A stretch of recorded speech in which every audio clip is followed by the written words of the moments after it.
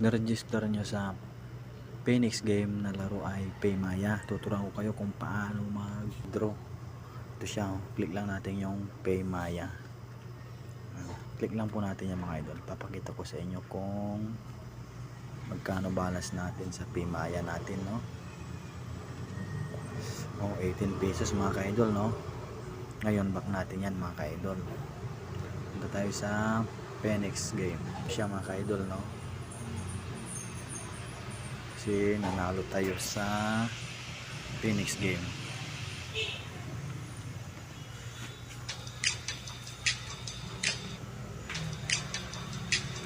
Bali ang charge yata yan mga ka-idol 10, no?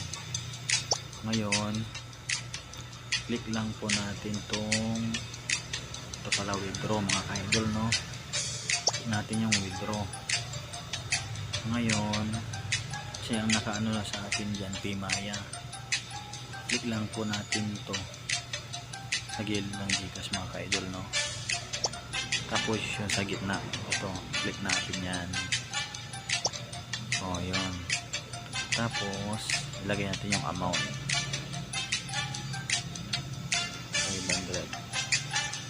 Tapos click natin yung withdraw mga ka-idol, no?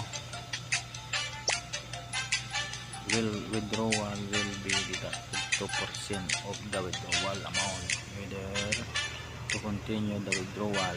Okay, apply successful. Yun mga ka-idol, tingnan natin yung sa record. Ito siya mga ka-idol, yung unang nating na cash out yung 490, may bawas na 10.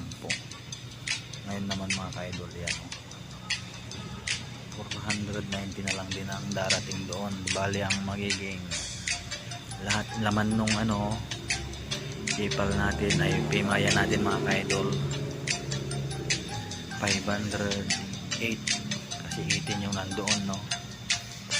Ngayon X natin yan, hintayin natin darating mga ka-idol, no?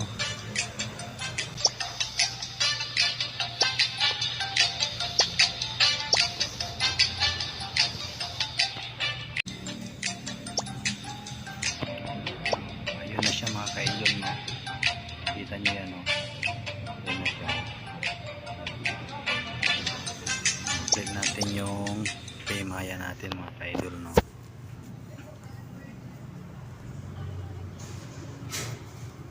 Ayun na siya mga ka-idol. Kamay sabi ko no, 500 dit. Yan na siya. Ito, click natin yan, no? Transaction. Ayan mga ka-idol, no? Na-receive natin 490 mga ka-idol, 10 minutes ang nakalipas. So yan lamang po ang ating may share sa inyo mga ka-idol, no? Kung nagustuhan nyo, paki-share and like and subscribe mga ka-idol, no?